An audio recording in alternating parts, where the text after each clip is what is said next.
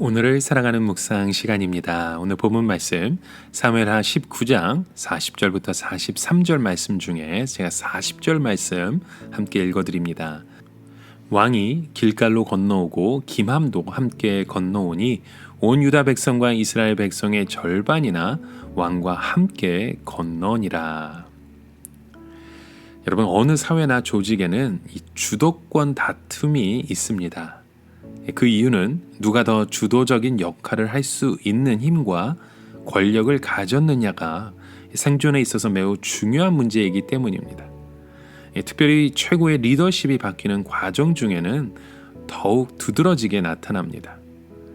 이런 문제가 원만하게 이루어지지 않으면 우리 안에 그런 갈등과 분쟁의 요소들이 끊임없이 일어나는 것이죠. 자, 오늘 말씀에도 보면 유다 지파와 이스라엘 지파 간의 주도권을 두고 갈등이 표출되는 모습을 보고 있습니다. 다윗의 황궁을 하는 데 있어서 누가 주도하느냐는 결국 앞으로 정치적인 입지를 결정하는 일이었기 때문이었죠. 그래서 오늘 본문의 말씀은 이 다윗의 황궁을 주도한 유다 지파에 대해서 이스라엘 지파들이 문제를 제기하면서 갈등을 이야기하는 사건을 말씀하고 있습니다. 자, 오늘 사무엘하 19장 40절 말씀에 보면 왕이 길갈로 건너오고 라는 말씀으로 시작합니다. 어쩌면 이 말씀 속에 이제 드디어 예루살렘 황궁을 눈앞에 두고 있지만 뭔가 또 다른 문제가 이야기될 것을 암시하고 있는 듯 합니다. 마치 애굽에서 탈출하였던 이스라엘 백성들에게 기쁨과 환희가 가득했지만 또 다른 문제들이 도사리고 있었던 것처럼 어떤 문제들이 기다리고 있는 것을 우리는 알게 되죠. 이 다윗 일행이 황궁하는 길에 요단을 건너 도착한 곳이 요단 서편의 첫 성읍인 길갈이었습니다. 그곳은 요단을 건넌 후에 바로 도착할 수 있는 비교적 넓은 성읍입니다. 이곳에서 자신을 낳은 사람들과 만날 수 있었던 것이죠. 그런데 문제는 유다 지파는 전체가, 이스라엘 지파는 절반이 참여했다는 것입니다. 이 다윗이 마하나임에 있을 때 황궁을 추진한 사람들은 북쪽 10지파였습니다.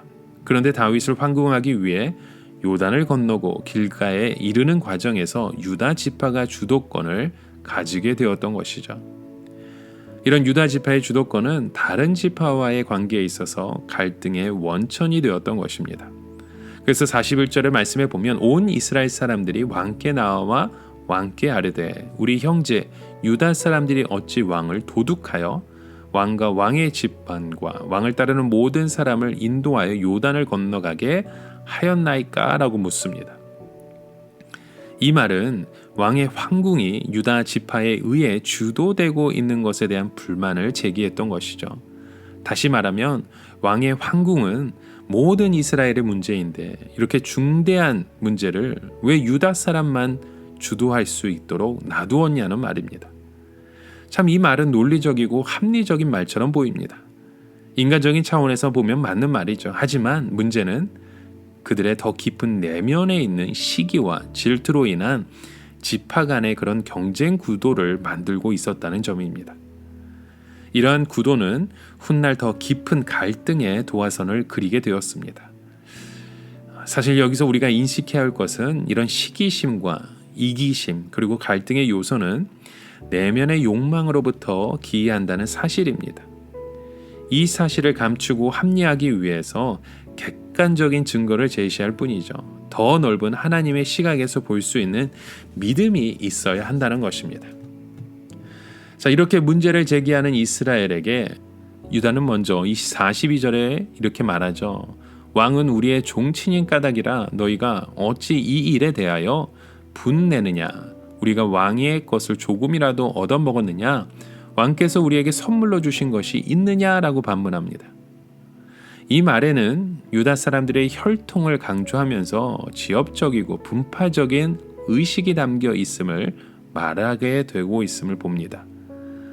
자, 그리고 유다 사람들은 왕에게 뭔가를 받을 만한 대가를 위해서 일한 것이 아니었다고 분낼 필요가 없다고 강조하고 있죠. 이에 이스라엘 사람들은 열목을 가져갔다고 웅수를 합니다. 이 말은 다윗 왕은 모든 이스라엘의 왕이라는 말입니다.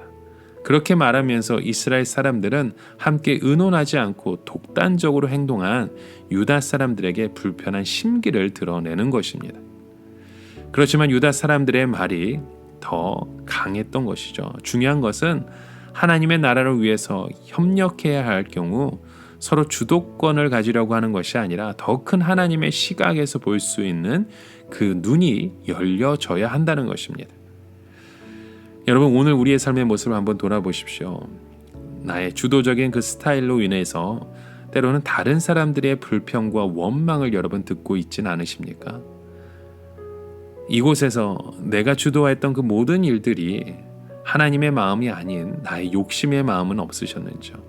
우리는 무엇보다도 하나님 나라를 위해서 함께 더 큰 시각으로 하나님의 마음을 볼 수 있는 눈이 열어져야 하는 것을 꼭 기억하시기 바랍니다.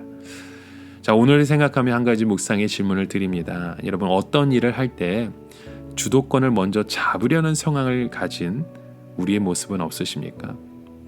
어떤 일을 추진할 때 타협 없이 자신의 주장과 확신을 가지고 추진하는 그런 우리의 고백이 있으십니까? 이런 우리의 모습 때문에 다른 사람의 불평과 원망을 들은 적이 있으신지요?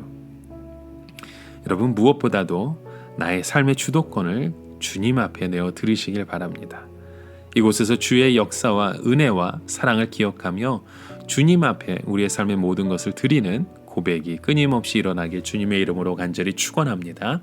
함께 기도합니다. 참 좋으신 하나님, 우리의 삶의 역사를 주관하시는, 또 우리의 삶의 그 모든 것을 주관하시고 인도하시는 주님의 손길에 의지하며 오늘 하루도 우리의 삶께 맡겨드립니다. 하나님, 우리의 주장과 우리의 확신만을 가지고 주님을 바라보지 않게 하여 주시고 우리의 모든 삶을 이끌어 가시고 오늘 나의 삶을 주도하시는 하나님을 의지하며 나아갈 수 있는 믿음의 고백이 우리 안에 끊임없이 일어나게 하여 주시옵소서. 예수 그리스도의 이름으로 간절히 기도드립니다. 아멘.